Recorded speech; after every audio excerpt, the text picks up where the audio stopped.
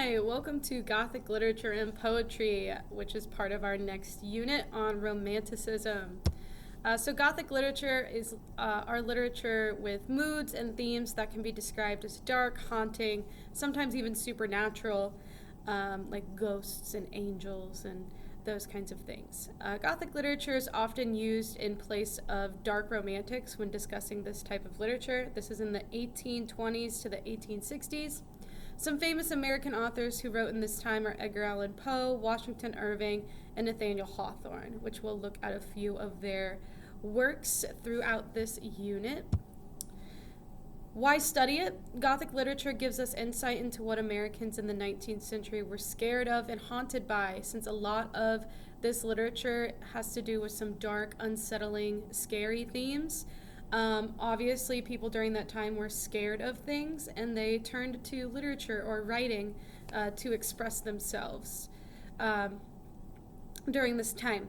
And so it allows us to better understand where modern horror and supernatural stories come from and where some of the ideas are taken. So you could be surprised to know that a lot of the stories or movies or TV shows that you've seen are actually inspired by Gothic literature, and I'm talking more like horror or supernatural stories coming from Gothic literature. So, for example, The Legend of Sleepy Hollow has been reimagined countless times in different movie adaptations, including like Scooby-Doo movies, The Smurfs. There is even a Broadway musical on The Legend of Sleepy Hollow. If you don't know what I'm talking about, that's the Headless Horseman. That is The Legend of Sleepy Hollow. Or if you've seen like the guy on the horse with the pumpkin head, like for Scooby-Doo, that is what we're talking about. That comes from Washington Irving's Legend of Sleepy Hollow story during the Gothic literature period. And so it's really interesting to see where some of our favorite horror, scary movies, ghost movies of today, where they actually came from or were inspired by. And so some common elements of Gothic lit. It can be difficult to determine between the different types of literature, but Gothic literature has very key elements that we can look out for.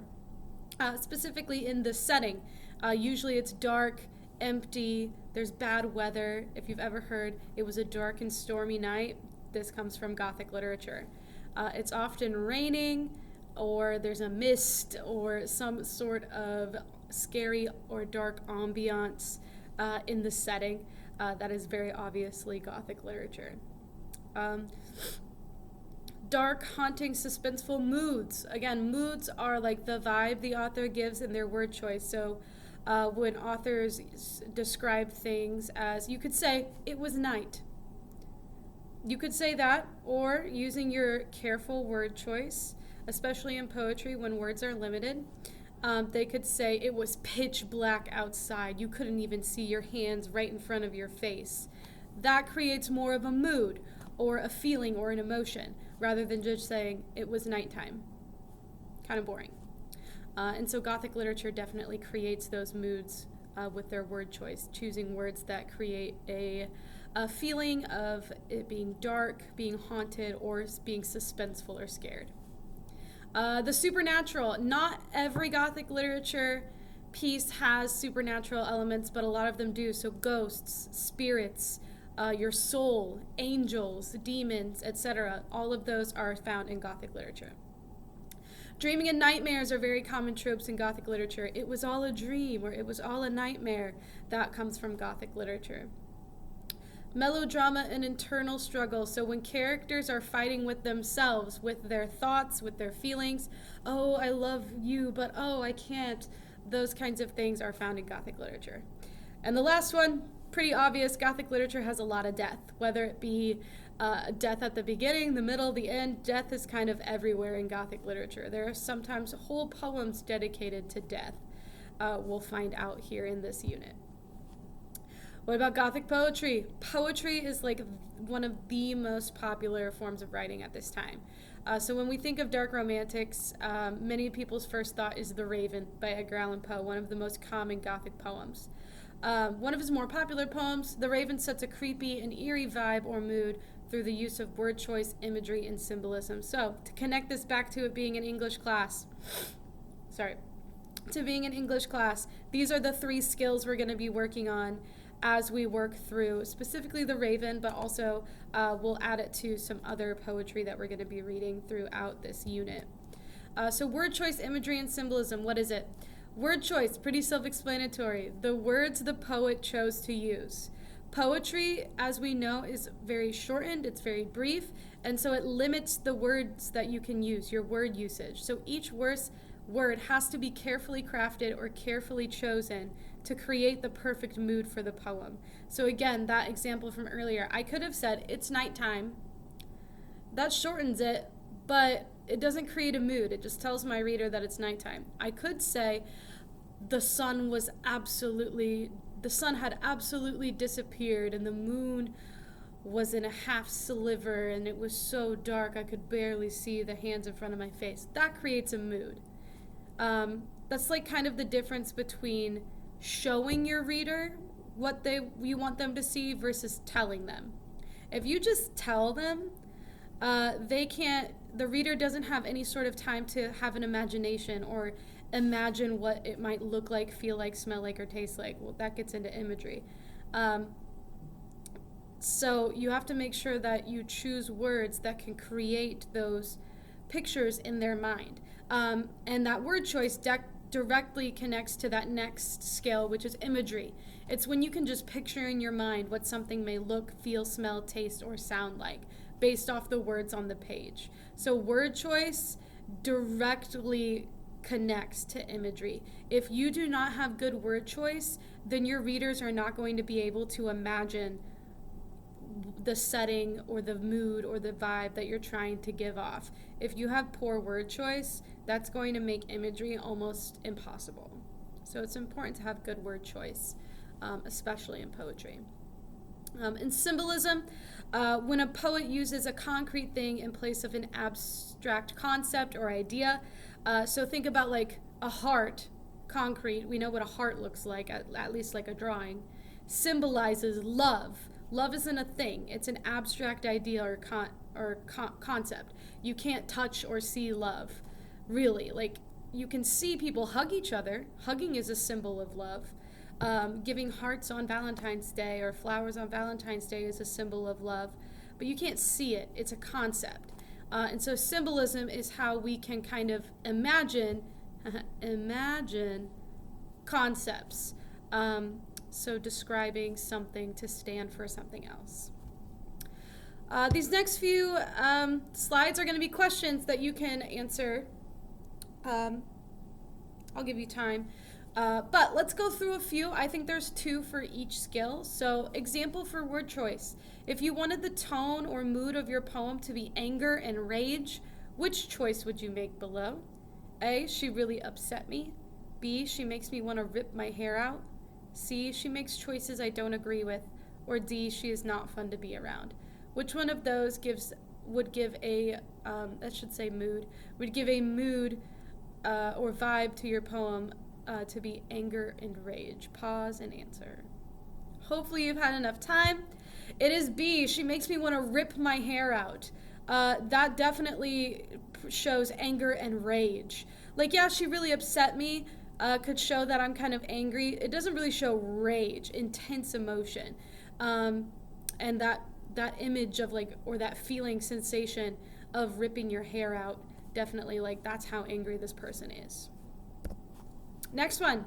If you wanted it to be sad and depressing, which word choice would you make below?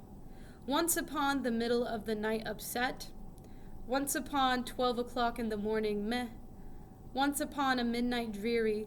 Once upon a midnight alright. Which one of those would be sad and depressing? If you chose C, you would be correct. Dreary. That word dreary means like intensely depressing looking. Like dark, rainy, gloomy. Everything's dead outside. There's no telling how many examples of Gothic literature are set in the fall or winter, because that's when plants start to die and they become dreary, dark, sad.